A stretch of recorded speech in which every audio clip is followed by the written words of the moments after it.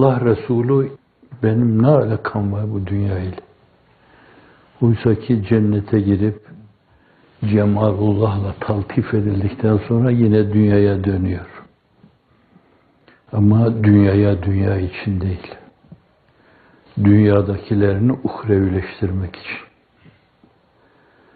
Malayaniyata gömülmüş insanları ilahiyata yönlendirmek için veya üluhiyet hakikatine yönlendirmek için. Bu ondaki çok aşırı şefkatin ifadesi, merhametin ifadesi. Bedir'de bazı kimseler ölmüş, onlar Kalibi Bedre atılmışlardır. Gömme gibi bir şeydir. Onlar onun karşısına öyle kamayla, kılıçla, mızrakla, okla çıkmasalardı, onlara öyle bir mukabelede bulunmazdı. Tamamen bir tenkil, bir ibade, bir kahr mülazasıyla, yok etme mülazasıyla geldikleri için اُذِنَ لِلَّذ۪ينَ يُقَاتَلُونَ بَاَنَّهُمْ ظُلِمُوا وَاِنَّ اللّٰهَ عَلَى نَصْرِهِمْ لَقَد۪يرٌ ayeti nazil oldu. Onlara da ruhsat yolu açıldı. Öyle oldu. Onlar savaş istiyorlardı. Meşru dairede bir müdafaa savaşı yapıldı. Müdafaa savaşı. Can için, din için, nesil için, hürriyet için. Hukuk sisteminin temel disiplinleri. Abdurrahman Azzam, İslam'ın bütün savaşlarını müdafaa savaşları olarak Ebedi Risalet kitabında ifade ediyor. Aksekili de onu tercüme etmişti. Ama onun şefkati insanların içine dönme mevzu. Dolayısıyla öyle münferit, başkaları sebebiyet vermiş hadiselere bakarak dar dairede onu değerlendirmek doğru değil. Evet, men lem yerham sagirena oradan çıktı. Ve lem yuvakkir kebirena feleyse minna. Evet. Men la yerham la yurham. Şai bir ifade var. Şefkat etmeyene, acımayana acınmaz. Bir de bir hoyratça düşünce düşünün ki, acırsan acınacak duruma düşersin. Sizin karşınızda konuşurken nezaketsizlik ifade edeceği endişesiyle beraber ifade edeyim. Bu kadar hoyratça bir ifade, bir laf olamaz. Allah Resulü irhamu men fil ardi yerhamukum men fis sema. Yeryüzünde bulunanlara, karıncadan sineğe, ondan bilmem neye, ondan neye kadar ve en sonunda ahseni takvime mazhar bir yönüyle ilahi ayna diyebileceğimiz insana kadar onlara merhamet etmeyene, acımayana acınmaz. Burada öyle acımamaya kilitlenmişse bir insan, öbür tarafta o merhametten, o şefkatten, o mülayemetten çoğaltabilirsiniz. O rahmaniyetten, o rahimiyetten, o hannaniyetten, o mennaniyetten, o utufetten mahrum olur. Tepe taklak gayyaya yuvarlanır. Allah'ım sen o kadar öyle buyuruyorsun. İnne rahmeti sebakat ela gadabi ve rahmeti vesiat kulle şey. Biri kutsi hadis, sonraki de ayet. Benim rahmetim her şeye sebkat etmiştir. Rahmetim her şeyden geniştir. Ama şu anda benim maruz kaldığım şey. Fakat sen o rahmetten istifade kapılarını kendine kapadın. Merhamet etmedin ki merhamet edilsin. Şefkatle, mülayemetle, acıma hissiyle herkesin üzerinde, her şeyin üzerinde titremedin ki. Hani ekosistemciler yani bir ağacın kesilmesi, bir yerin bir yönüyle böyle harap olması, ekosistemde dengenin bozulması, buna karşı bile baş kaldırıyorlar. Bunların içinde en önemli unsur insandır yani. Ne olursa olsun. Ve bizim milletimizin karakterinde vardır bu. Ülkeyi işgal etmek için Çanakkale'ye kadar gelenler, orada karşı taraftan yaralanan insanlar, ölümle pençeleşen insanlar, bizimkiler mevzilerinden fırlayarak onları öldürmeye gelen o düşmanı kendi tabiyelerine alır, yarasını onu pansuman tedavisi yapar, su içirir, bağırlarına basarlar. Savaş başka şeydir, fakat insana acıma hissi başka bir şeydir. İnsan hala insansa, insanlık his, insanlık karakterini yitirmemişse, bu hissi devam ettirecek demektir. Bu hissi devam ettirmeyenler, insanlık karakterini yitirmiş. Evet, bu tabir de çok çirkin. Ama müsaade ederseniz diyeyim, karakter bozması insanlardır. Kur'an-ı Kerim kullun yahmelu ala şakileti. Herkes karakterinin gereğini yapar.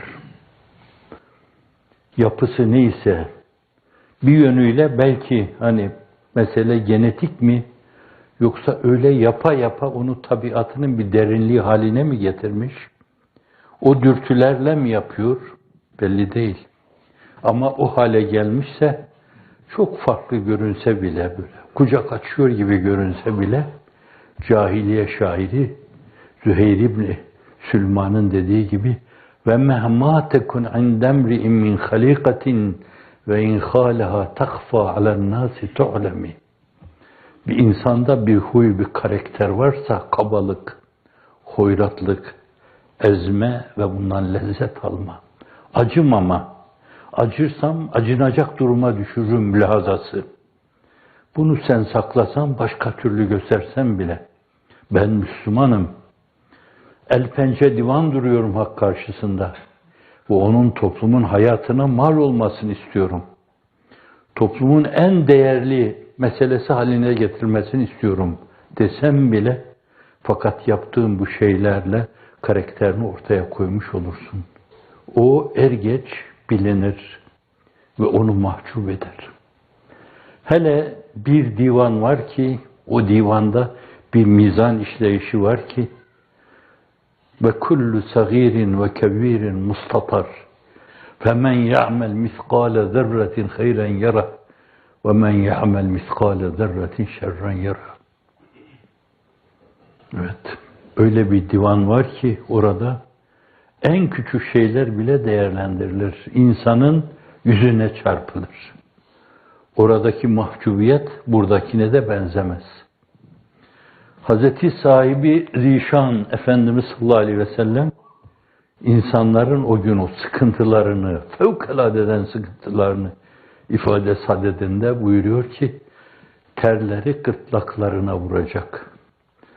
Bu bir idiomsa terlemenin son kertesi demektir.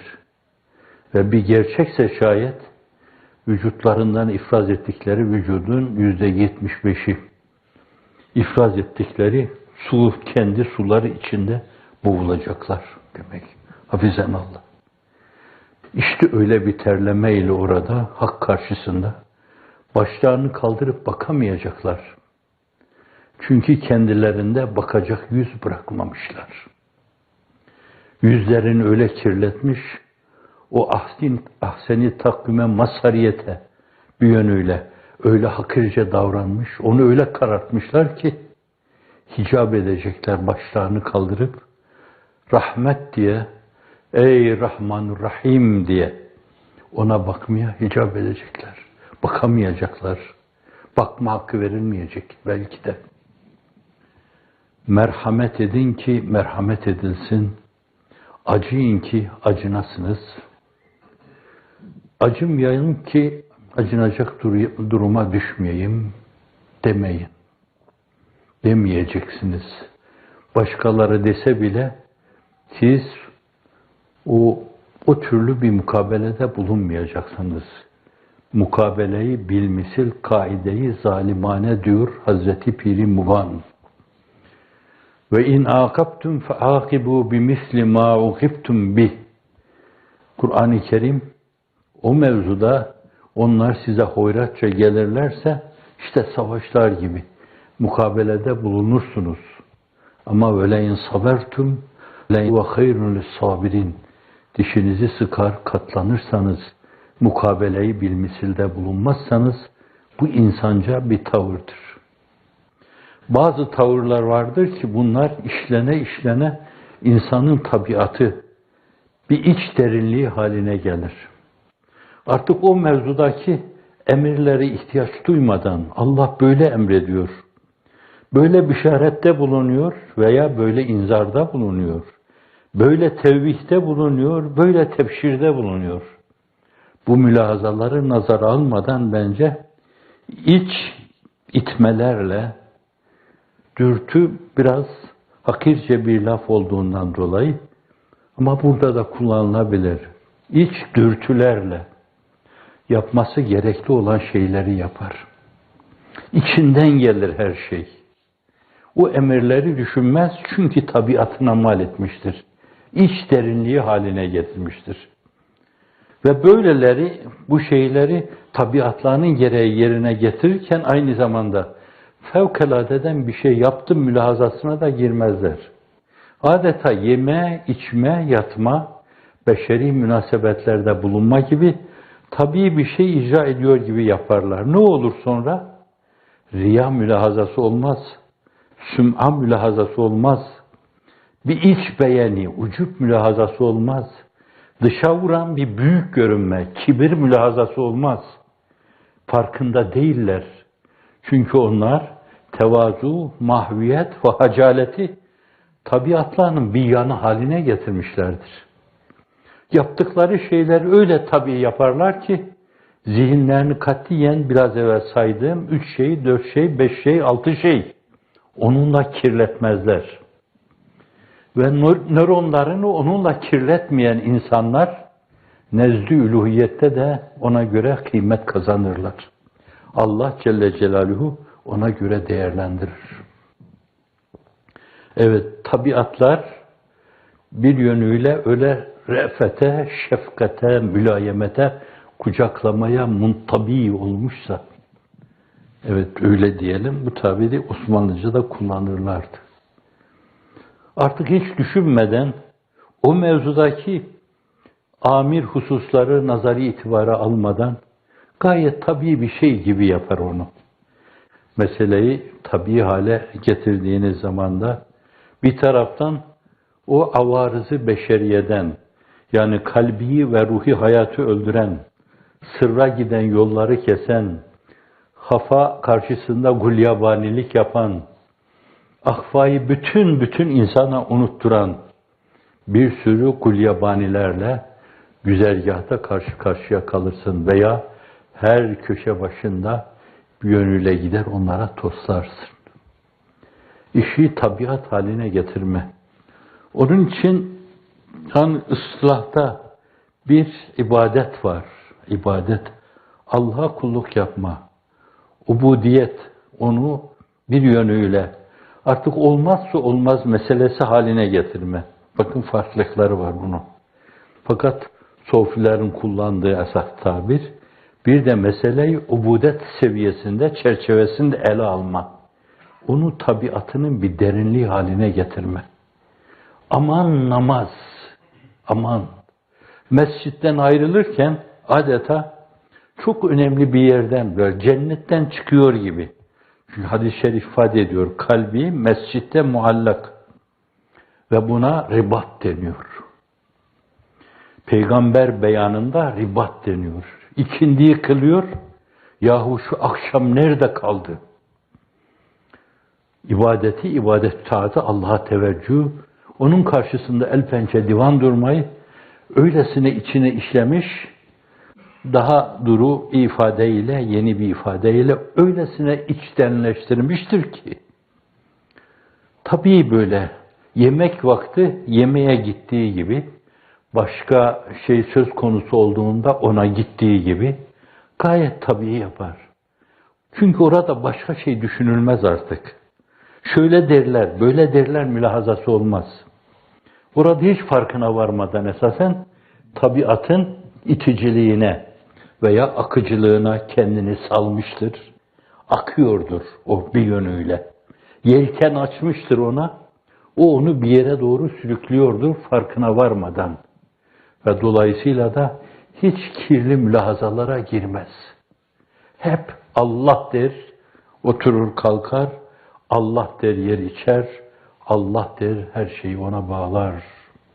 Gittiğimizde duasında onları Allahümme el-fethe ve nusrete ve esrare ve vaade ve bişarete ve mufade sureti İzâ câ nesrullâhi vel fethu ve reyeten nâse yedhulûne fî dinillâhi effâce. Amin. Bişarete, tebşire, vaade, müfade sureti İnna fetehna leke fethen mübînâ. Bu arada ayeti vaadallahu ellezîne âmenû minkum ve amilussâlihat le yestahlifennehum fil ard kema istahlefellezîne min kablihim Nur suresinde ve Enbiya suresinde ve esrare ve vaade ve bişarete ayeti ve lekad ketebna fiz zebûri min ba'di zikr enel arda yerisu ibadiyes salihun. Amin ya Rabbi. Çok ince bir nokta. Seyyidina Hazreti Musa kavmine sorumluluk ve vazifelerini içtenlikle yerine getirildikleri zaman yurisuha diyor. Allah miras kılar. Fakat burada gördüğünüz gibi ümmet Muhammed söz konusu olduğu zaman da verilen bişarette وَلَقَدْ كَتَبْنَا فِي الزَّبُورِ مِنْ بَعْدِ ذِكْرِ اَنَّلَرْ da يَرِثُهَا sanki haklarıymış gibi. Onlar gider yere varis olurlar. Liyakati olmayanlar devrilir giderler. Mezarı mütarik bedbahtlar silinirler. Hakaiki Kur'aniye kainat üzerinde temevvüç saz edecek olan nesli cedidler gelir arkadan. Bu ifadeler de az değişikliğiyle Hazreti Piri Mugan ve Şem-i Tavan'a ait. وَلَقَدْ كَتَبْنَا فِي الزَّبُورِ مِنْ بَعْدِ ذِكْرِ اَنَّ الْأَرْضَ يَرِثُهَا عِبَادِيَ الصَّالِحُونَ.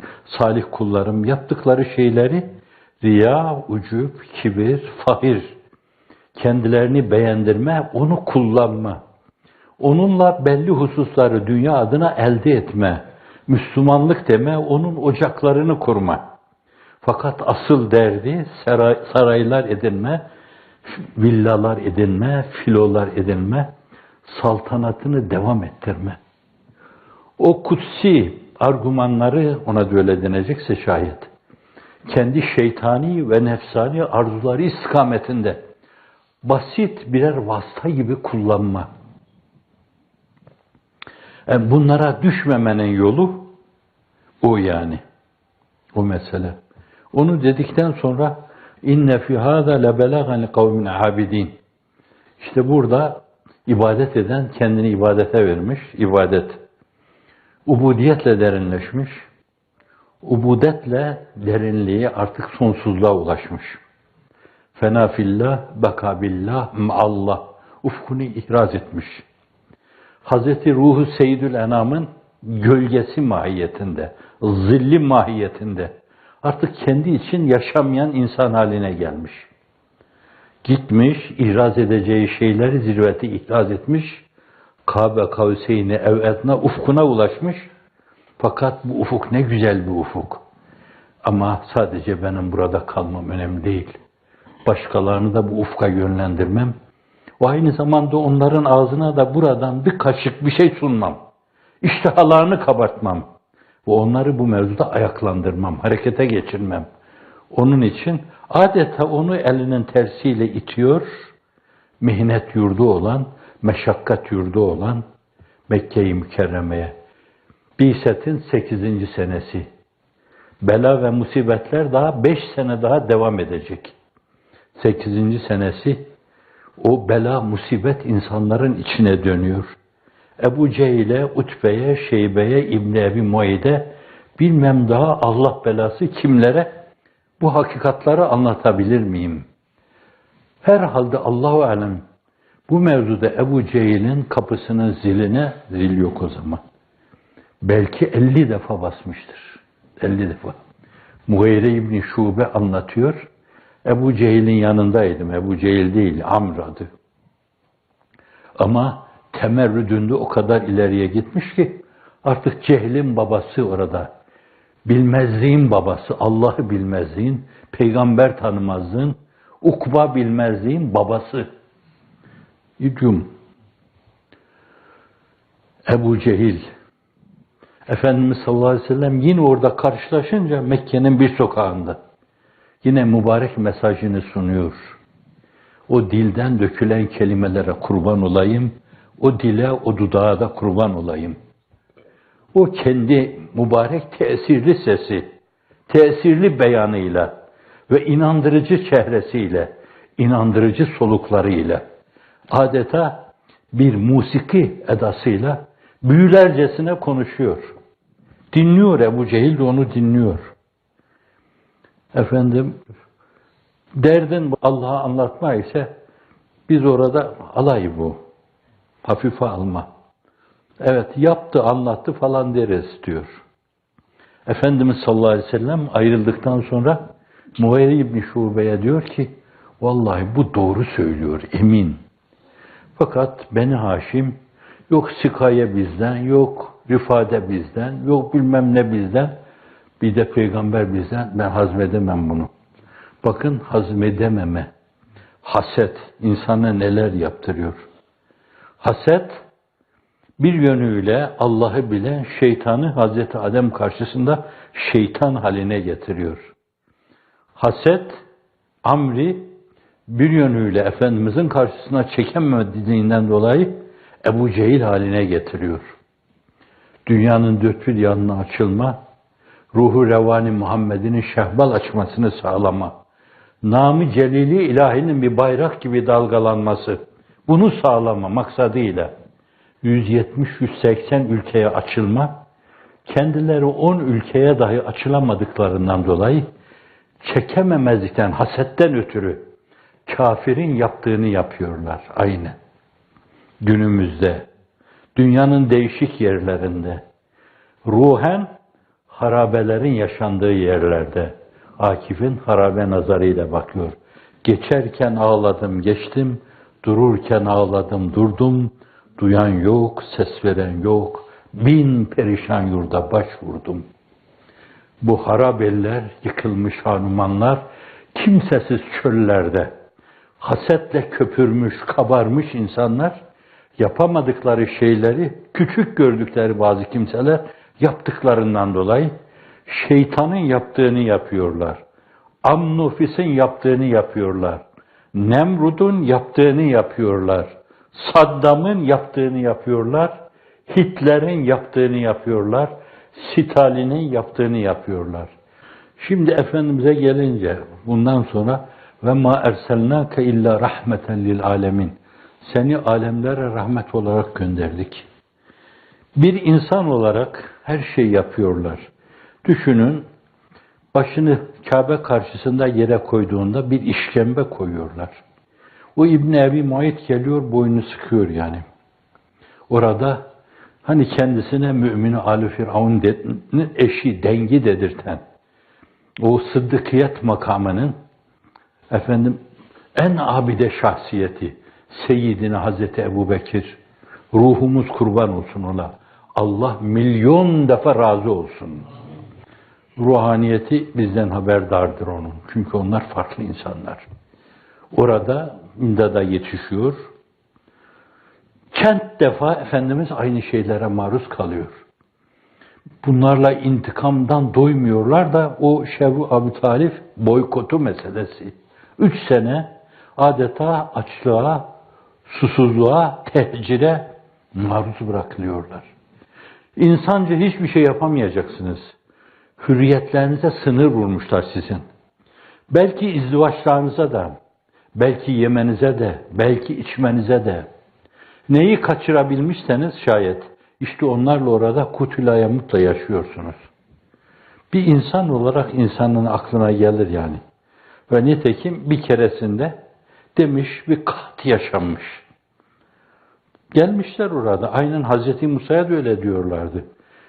Cenab-ı Hak'tan iste bu rics kalksın, bir sana inanalım. Kalkıyor, yine aynı yola sülük ediyorlar. Bir daha geliyorlar, bir daha rics kalkıyor. Efendim Allah'ın belası, musibeti, bir pislik esasen. Allah kaldırıyor, yine aynı. Kat, zail olunca yine bildikleri gibi davranıyorlar. Yapmadık şey bırakmıyorlar. Bir insan olarak İzzet Molla'nın sözüne müracaat edelim.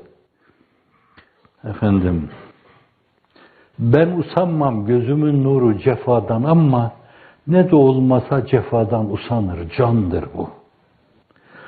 Senin başına sürekli balyoz indirip kaldıracaklar. Arkadan sürekli hep dürtükleyecekler. Mızrakla vuracaklar. Böyle içine gelir. Ya Rabbi ma ahlemeke.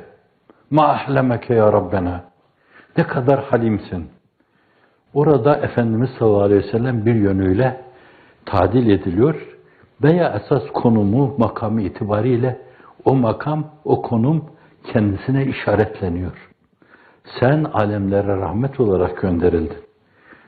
Bana, senin nöronlarına bu türlü şeyler girmemeli. Müsafereten dahi olsa, bir anlık bile olsa girmemeli. Aslında girmez ya. Hani bu Uhud'daki sonu zafer, muvakkat, hezimet gibi bir şey. Hezimet demem ben. Onun iştirak ettiği hiçbir şey hezimet demem. وَلَوْ كُنْتَ فَضًّا غَلِيظَ الْقَلْبِ لَنْفَضُّوا مِنْ حَوْلِكَ. Eğer sen katı kalpli olsaydın etrafındaki insanlar dağılır giderlerdi. وَلَوْ كُنْتَ فَضًّا غَلِيظَ الْقَلْبِ لَنْفَضُّوا مِنْ حَوْلِكَ فَاعْفُ عَنْهُمْ. Affet onları. وَاسْتَغْفِرْ لَهُمْ. Bir de Allah'tan yargılanma dile onlar için. وَشَاوِرْهُمْ فِي الْاَمْرِ. Bak meşveret ediyor. Meşverette bir yönüyle dediklerini ileriye sürüyor gençler. O da meşveretin hatırına o büyük tefsir sahibinin ifadesiyle orada bütün ordusunun helak olacağını bilseydi bile meşveretin hatırına yine oraya çıkardı. Çünkü Kur'an-ı Kerim Şura suresinde müminleri methettiği yerlerde bir çok önemli bir şeyin sonunda atfediyor. Matufun aleyhine hükmündedir. Ve emruhum şura beynehum diyor. Ve emruhum şura beynehum. Onlar öyle yüce kâmetlerdir ki aralarındaki her meseleyi meşveretle çözerler. Düşüncelerdeki isi pası silecek bir iksir varsa o da meşverettir. Tekrar edeyim mi? Düşüncelerdeki isi pası silecek, insanın yürüdüğü yolda yolunu aydınlatacak bir projektör varsa o da meşverettir. Allah Resulü meşveret ediyor ve çıkıyor oraya. Fakat sonra siz beni böyle bir şeye zorladınız diye kınamıyor. Neden? Çünkü o rahmet peygamberi. Cenab-ı Hakk'ın rahmaniyetini, rahimiyetini, hannaniyetini, mennaniyetini, utufetini temsil ediyor. Allah evvela donanımıyla alakalı ona bir hatırlatmada bulunuyor.